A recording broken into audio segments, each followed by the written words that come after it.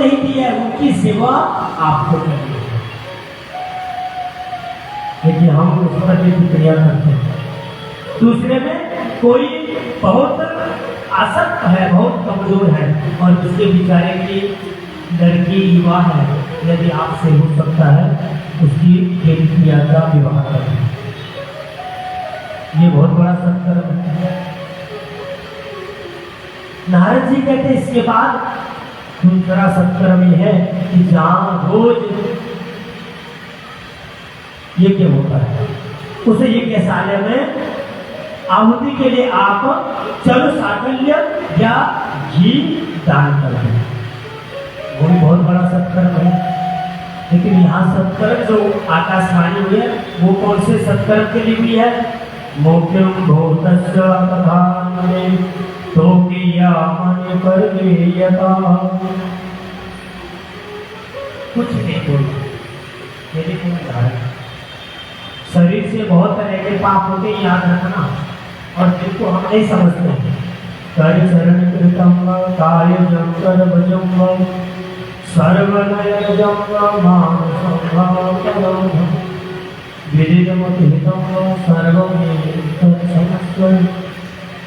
जय जय करुणा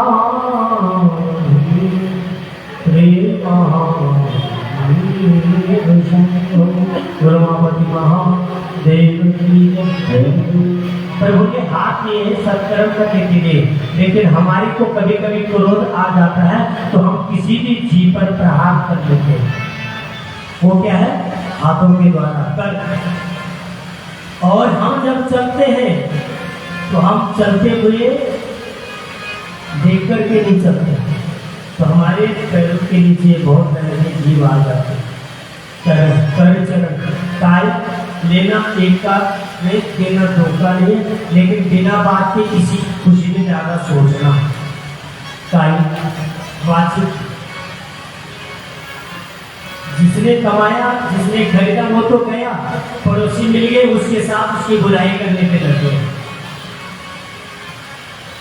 काय बात पांच से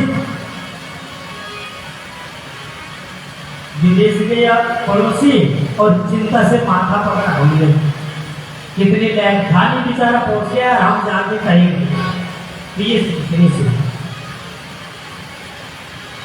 मानसिक और कर्चन प्रथमा कायदो कर्म सर्व यजमान सब पीड़ित मपे हितम्वा सर्व समस्या। अच्छा, अपना सर्वस्व समाप्त कर देते हैं दूसरे के पापों की प्रकृति करने में। याद रखना, जिसकी बुराई करी उसके पाप कम कर दिए और अपने पाप बढ़ा दिए। बोलो शंकर भगवान की जय। कितने होशियार हैं हम लोग, कितने चतुर हैं। दूसरी की बुराई करके अपने पुण्य खत्म कर दिए और दूसरे के पाप खत्म कर दिए। याद रखना है, इस प्रकार के पापों से बचना है तो जय केवल शंकर भगवान से। और भगवान शंकर नहीं, हम तो ये कहते हैं कि जो हमारे गुरुकुल की परंपरा है कि अगर आप सुबह उठो तो सुबह उठने का एक ही मंत्र है, जब आप सबसे पहले चरण रखते हो ना तो भूदेवी की प्रार्थना करो। समुद्री पर्वतस्तमंडली विष्णु पत्नी नमस्तुभ्यं पाद स्पर्श क्षमस्व मे। यदि मेरे आपके ऊपर पैर रखने से किसी प्रकार से कोई पाप होता हो तो उसके लिए मुझे क्षमा। और उससे पहले समस्त देवताओं के, कुछ लोग बाहर जाने से कहते हैं कि दूसरे की दर्शन हो गए, तो उससे पहले अपने हाथों को देखो।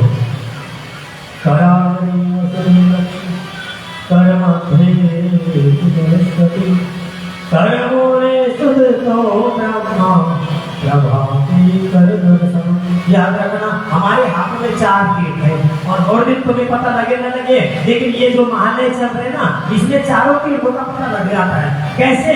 जब हम अपने पूर्वजों को तिलांजलि देते हैं ना तो पहले अग्रभाग से देते हैं। कैसे देते हैं? अग्रभाग, और अग्रभाग होता है देवताओं का। तो देवतर पर दिए जाते हैं अग्रभाग से, और फिर हम देते हैं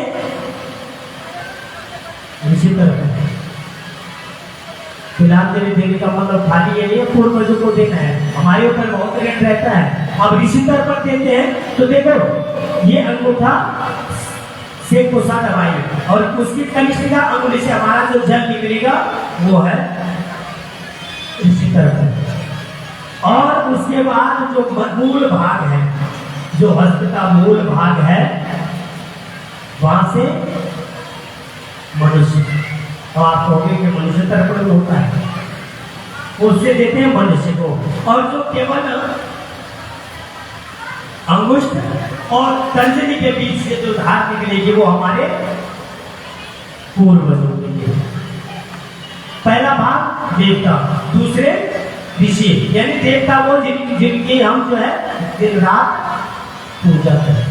ऋषि वो होते हैं जो हमारे हर मन मंत्र में सब ऋषि होते हैं, और मनुष्य वो होते हैं जो हमारे जिनके हम वंशज हैं, और चित्र वो है जो हमारे पूर्वज हैं। तो जब आप सुबह हाथों में जो है सबके दर्शन कर लोगे तो जो पाप होगी वो समाप्त हो जाएगी।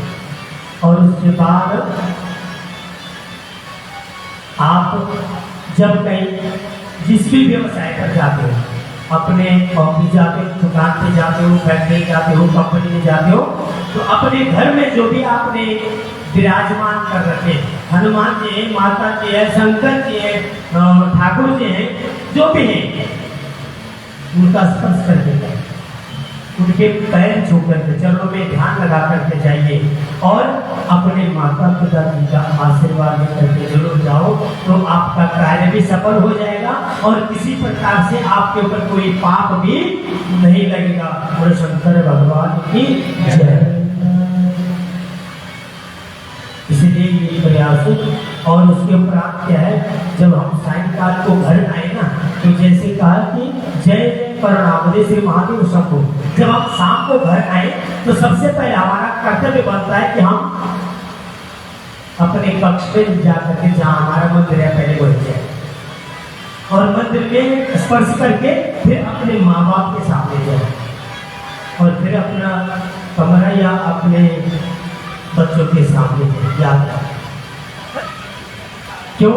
जब हमने पहले भी प्रार्थना की कि प्रभु मेरे से किसी प्रकार जो भी पाप हो उसके लिए मुझे क्षमा कर देना, और आखिरी में भी यही कहना है कि हो सकता है ये एक प्रकार है मुझे अनजाने में कोई पाप हो गया हो तो उससे मुझे क्षमा कर। तो बस जिस दिन हमने अपने आप को समाधि मान लिया उसी दिन हमारे जीवन की पाप समाप्त हो जाएंगे। पूरे शंकर भगवान की जय, पूरे शंकरदेव भगवान की जय। ऐसा मृगमात्रेण द्वारपाल हरे पुरा भूमो निपातितो सद्य यत् कृपात् परम गतम्। गुरुमुखी खेड़ी करने वाले मात्र से भगवान के नित्य पार्षद नीचे गिर जाते हैं। ये आपकी ही कुछ कृपा है जो पुनः पुनः हम गिरते हुए भी फिर खड़े हो गए। ये केवल गोविंद की कृपा है,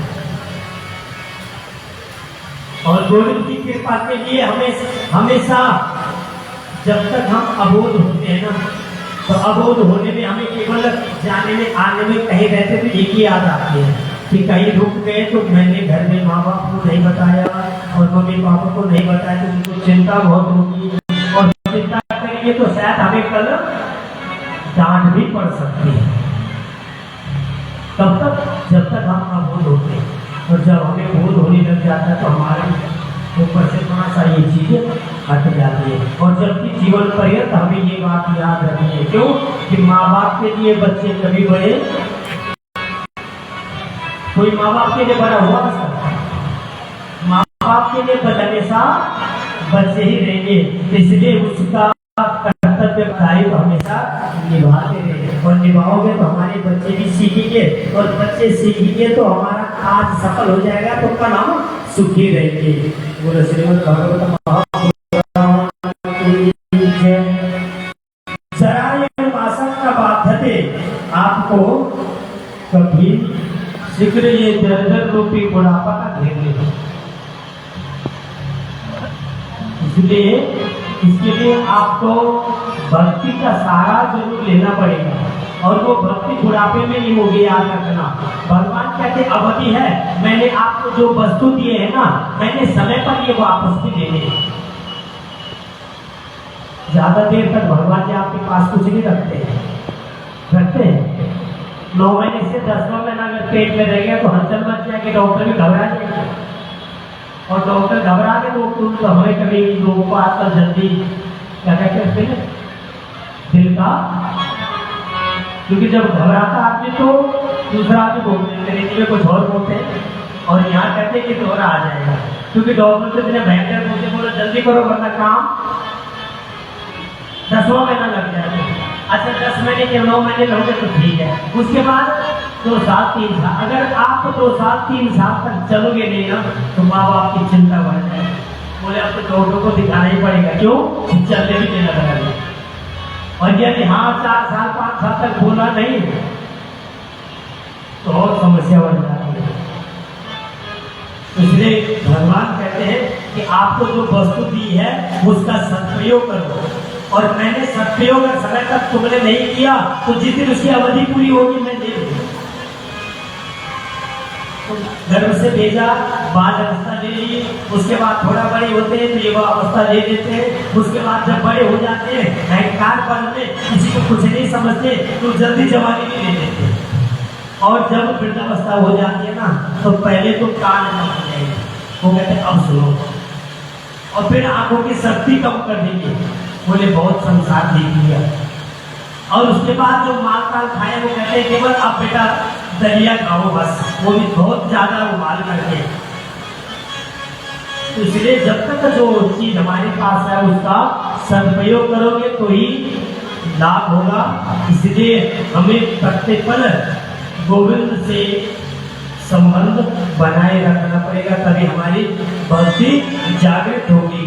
ये आया है सो जाएगा राजा रंग फकीर, कोई सिंहासन चढ़ चला कोई बना जात जगीर।